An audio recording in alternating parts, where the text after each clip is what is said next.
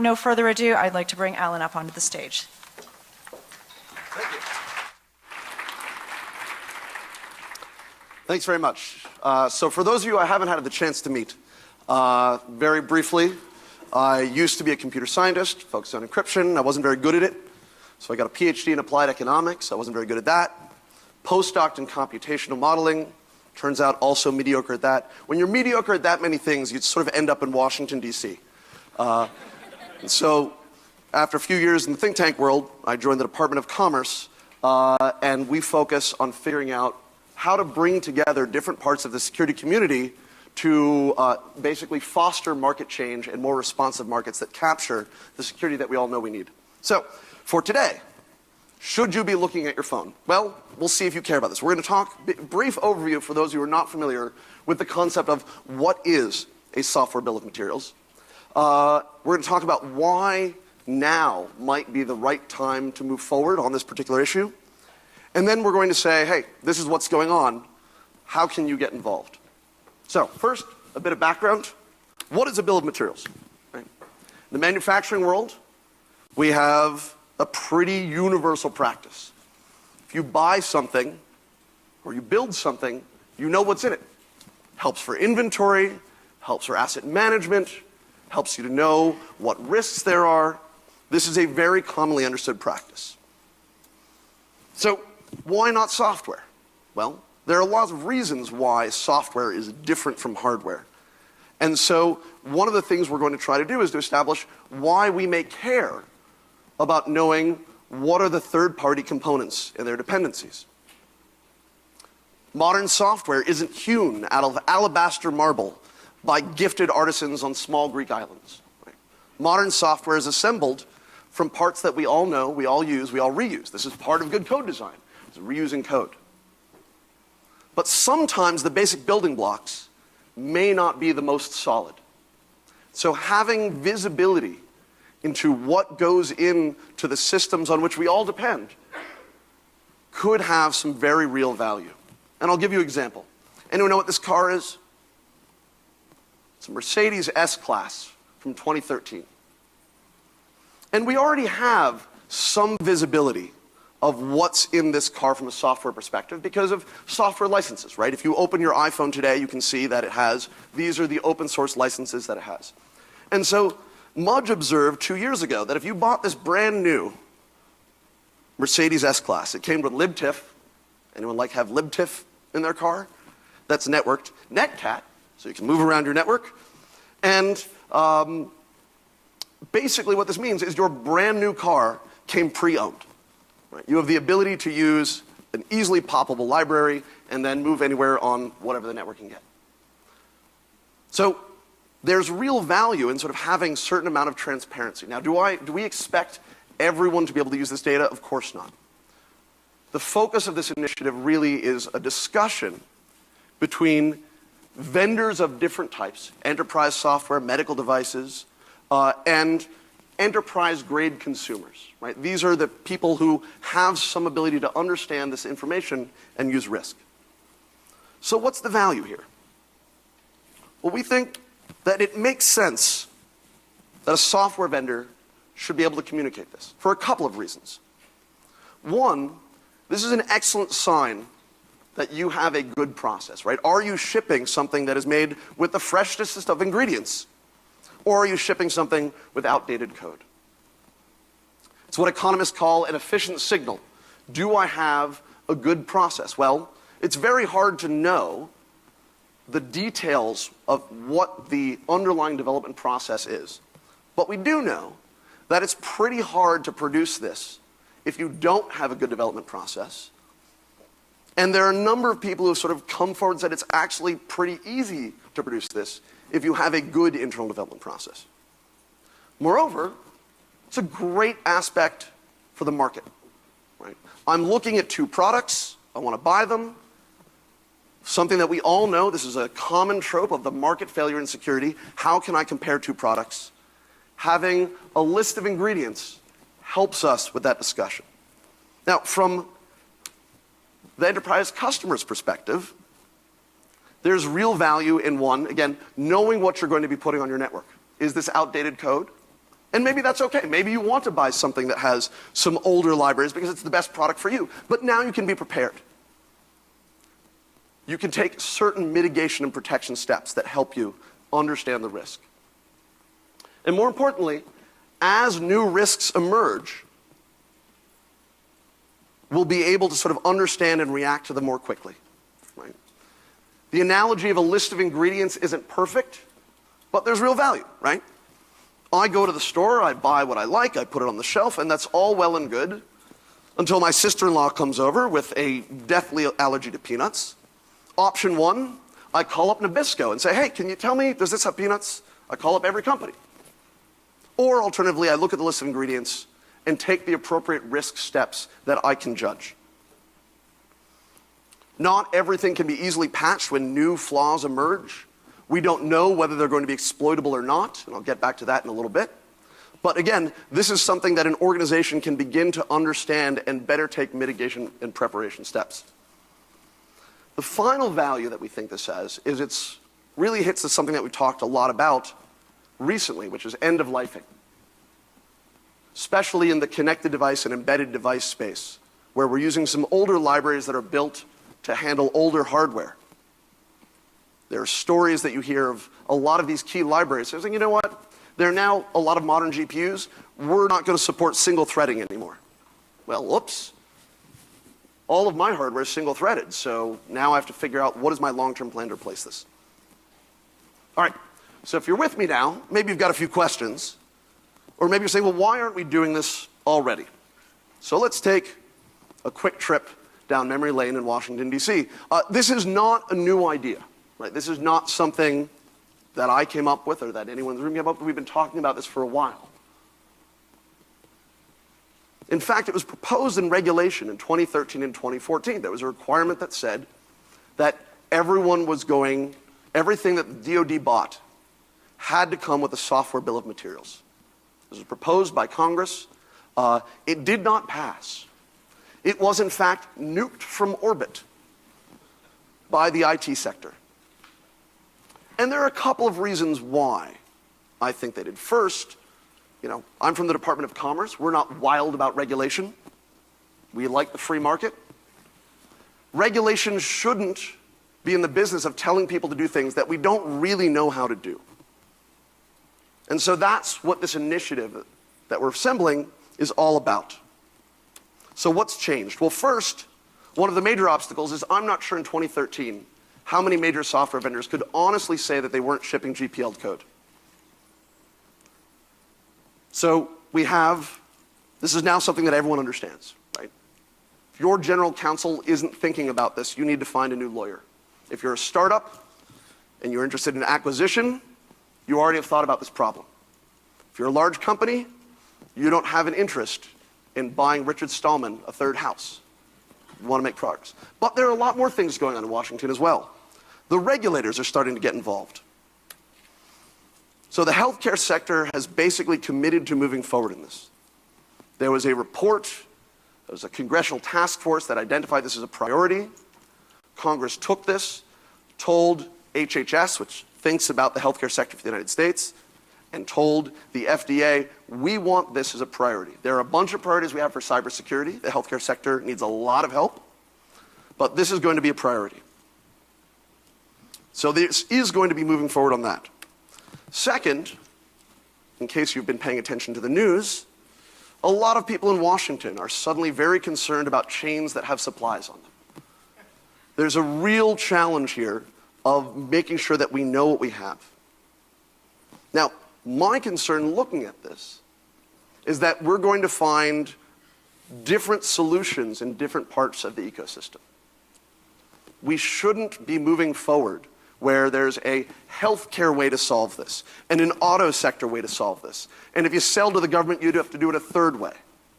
And that's where the Department of Commerce comes in. Again, we like markets. My general counsel really likes it when I say that NTIA is the president's advisor on telecommunications and internet policy. But really, what our mission is as it relates to me is preserving a free, open, and trustworthy digital ecosystem. My equity in government is innovation. And that means we need to actually promote innovation and make sure that we can continue to go in this direction. Now, as I mentioned, we're not a regulator. We have well, the Department of Commerce regulates fish. But independent of that, and a little bit of export control, we won't talk about that, we have no interest in telling people what to do. And we couldn't if we wanted. We don't have legal authority to do that. And they didn't give me any money to pay people to do things. So what do we have left? Well, what we have left is something that I think is particularly suited to addressing problems like this. Problems that address a very large swath of the economy, where no single sector can drive the activity, and thus there's no forward momentum. So what we do is we convene in these lovely things called multi-stakeholder processes. And I'm not going to bore you with the mechanics and the theory behind it. All I can tell you is that for many people, it looks a little like a bunch of people shouting in a room for a long time.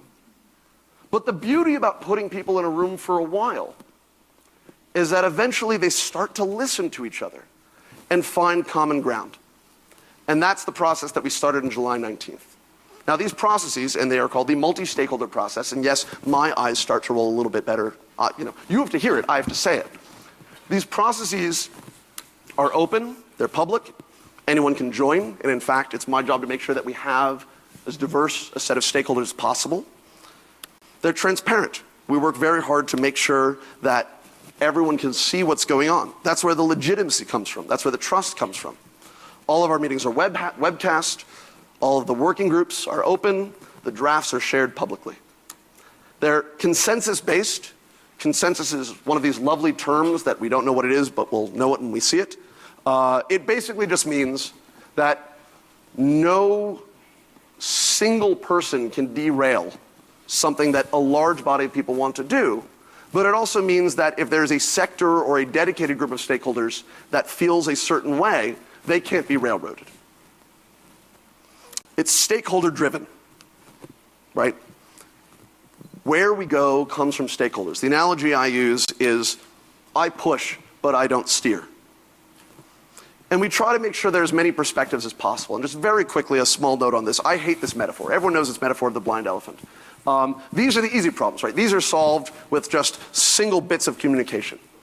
The real problems that we're tackling are when you have three people looking at an elephant, and one of them says, that's a tourist attraction.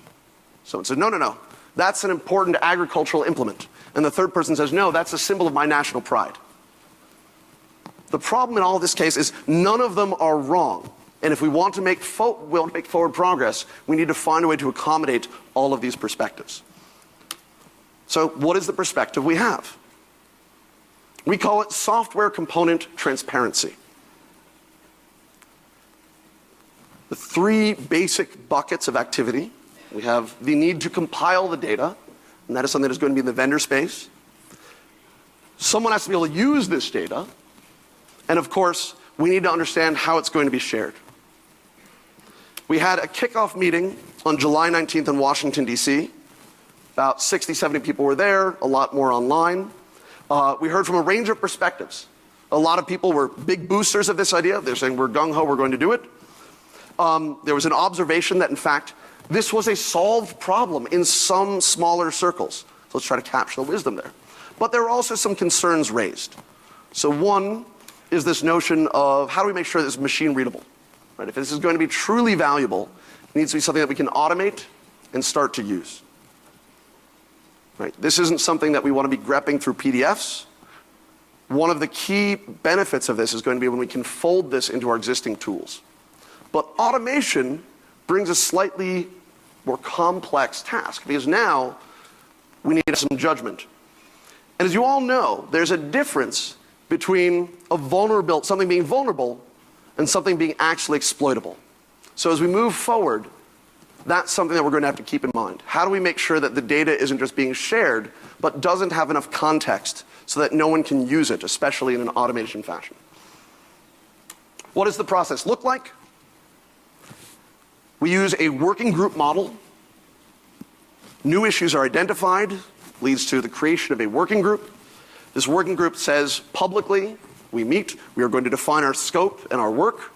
They draft something, they share it with the broader stakeholder community, they get feedback, and we iterate until there's consensus, until we have worn away all the rough edges and found what works for most of us across this complex space. At the first meeting, there were 4 working groups that were declared. First was a notion that perhaps we should take a step back and look at this problem to make sure we can fully understand it and talk about it in a shared way. A lot of people showed up having a good idea of what a software bill of materials is, right? And at the end of the day, it is a list of dependencies that you have in software. But it's going to be very useful to understand some terminology, what the act of transparency might look like, and essentially fleshing out the dimensions of the issues so that we can make implicit decisions explicit. As we engineer solutions, let's be clear about how we're doing it. Second working group follows on the idea that this is already happening. We have the ability to learn lessons from this. So they're going to be doing some studies on state of practice. They're going to be talking to some banks, some healthcare organizations, some folks in the national intelligence community who have already thought about this. Third group, and I just want to flag also, they're going to be paying special attention again to how this data is going to be used in an organization. The third group is going to be looking at standards and formats. Again, if we want this to be automated and we want this to be used widely across the industry, we need to have some shared formats. There are 2 formats that people have brought forward that they think are very useful that are existing standards today. One is software ID tags. It's an ISO standard. It grew out of the asset management. It's XML. It's extensible. It's quite powerful and useful. We think there's a real chance that the vendors are very interested in using this. And a bunch of them have started working on this and even building proof of concept. There's also something called SPDX, Software Package Distribution Exchange. That comes out of the Linux Foundation, also with asset and license management. Turns out even the Linux Foundation is a little worried about whether or not something is under the GPL if they're trying to build a nice project. And so this working group is really going to focus on docking open source technology, which again, the majority of the third-party components are going to be from that domain, and this SWID model, which is something that might ship with the product. The final working group is going to be tackling a healthcare proof of concept. As I mentioned, regulators have signaled, leaders in the healthcare field are already moving forward. This is going to be dual-hatted with some work that comes out of the Healthcare Sector Coordinating Council that has a broad cybersecurity vision. One of the components of this is going to be the software bill of materials. And so this is going to be a very useful test lab as the other groups generate ideas. Can they be integrated? How do they bounce against the reality of some folks that are trying to implement this in a new sector? So we've set this up. Here's where the real work begins. As I mentioned, the easy part is having that first meeting and having someone like me come around and say, hey, we should all talk about it. The hard part is getting to this iterative loop of actually unpacking this and rolling up the sleeves, saying, okay, what does this mean for my company, for my industry, for my sector? How can we make this something that starts in a credible and manageable practice, but is also built to scale as it's used more? How can we address some of these issues that I've talked about, like data overload, like making sure that an organization that can show that something isn't exploitable, so we're not wasting people's time. There are a lot of issues here. This is the beginning. The multi-stakeholder process is quite agile as far as government processes go. One of the nice things about this model is it's okay to make mistakes. If one of the working groups decides, hey, this is the wrong task, it's the wrong tack, they can change tack. If folks a few months from now say, you know what we need is we need to drill down on this particular aspect, or my industry has particular needs, or you know what, that works well for binaries sitting on platters, but we need to think about this slightly differently for embedded systems. That's great, because now we can have those discussions in parallel and learn from each other. So, what do we need from you? First of all, we need more people to think about, understand, and poke at this idea of software component transparency. we need I can't believe I'm about to use this word on a stage, we need some thought leadership. And we need leadership for people to bring other people to the table. We have working groups. They're going to be set up. We have some coordinators. We're going to be having our first remote meetings where you typically do a call every week, every other week. This is your chance to get involved and play a real leadership role. So please don't hesitate to reach out. On the NTI website, there are lots of documents that have further background. We've got all 4 hours or 5 hours of that first meeting from July 19th. If you want to watch a nice little video, it's relaxing, kick back with a glass of wine. Information about the working groups are there. There's even, for those of you who like some beach reading, a Federal Register notice. We try to, again, make sure that it is all transparent. But now I want to make sure that we have some time for questions or folks who have something that they want to say. So please, I turn the house lights up, and if there are any questions, we can talk about it. We're going to be having a chat afterwards. If you follow the wonderful, Lauren, excuse me. The wonderful Lauren is going to lead us to where we can have a more concentrated chat. And there are going to be a couple of meetups throughout the rest of the week if you're very interested. So please come and find me and reach out to me. It's a question in the middle. So I will now walk to the mic. I will repeat it. Okay. How many part numbers are there in a healthcare box or an automobile? And what does form fit function mean in this SBOM concept? So I honestly cannot say how many parts there are, but there are a lot of parts. Hardware and software, right? The value comes in having this be recursive value so that we can track down where potential left paths might be. In terms of, oh, go ahead. Has anybody worked on like the taxonomy for this? Yes, and in fact, that's one of the working groups that is going to sort of scope out the problem, is to address exactly what is the taxonomy. How do we map this? But as I'd also mentioned, there are some standards out there. One of the solutions that I mentioned, SWID, you talked about form and function. The data will actually follow the binary. So, it's right there on your disk. And there is today in IETF an ongoing project to turn this into a lightweight protocol so it actually doesn't take up all the space in an embedded device. Yes, Steve Libner. Oh, sorry. What kind of forcing function do you have for time? Keep this recurring, an endless do loop as opposed to an iterative one. That is a fantastic question, which is how do we make sure that we are moving forward? We have a push towards consensus. And for issues where no consensus is possible, this is the wrong format. Right? This model works when we are facing coordination problems. There's enough interest in moving forward. Now, am I admitting that the way to stymie this process, if you don't like it, just obstruct? Well, one, that sort of thing looks pretty obvious in a meeting. You've all been in meetings where someone says, let's take a step back and what are we really talking about? Everyone knows that that's an obstructive technique. But I think the bigger question is, this is about the most industry-friendly way that we will have to move forward on this project. As I mentioned, regulators are gunning for this. The Department of Defense really likes this issue. If we want to do this on our terms that actually meet the needs of vendors and, more importantly, meet the needs of the users of this data in a way that's flexible, adaptable, and evolving, so we can start small, relatively defined, understand what the next gen and the gen after that are going to look like, this is the process to move forward.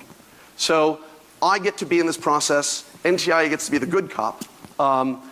Folks who want to take their chance in the inaction of the government on security, I think are going to find that the government is not quite as lax about security as it may have been in decades past. Yes? So my question is relative to two of the items that you mentioned when you're talking about this project. One, you talked about the prevalence of open source, but you also are bringing up examples that are in the Internet of Things. And in many of those cases, a lot of the software will not be open sourced, but will still need to be part of the bill of materials. Has that been already considered as part of your working group, that you need to make comprehension of things that are not open source software in that SBOM? That is a fantastic question, which is how do we capture a lot of the proprietary information, especially because every so often there'll be a contract that says, by the way, you're not allowed to tell anyone that we're shipping this. That fits into another bucket where we need to say, what are some of the edge cases to deal with this? For proprietary software that we can license, that's great. Let's move forward. In other cases, I use the ingredient list example again, which is this product has, flour, butter, sugar, eggs, and natural flavorings. So if you know most of what's in a product, you're so much further ahead than you were of knowing nothing. So again, most of the list, especially if we have a metadata plane that allows us to say this is not the complete list, I think we move forward. I'd love to chat with you more. Okay. And I think I might be out of time. Okay. So those of you who are interested, Lauren is going to be taking us to a discussion room, and happy to chat more. This is how to get in touch with me. We need your help. This will only work if you guys show up. Thank you.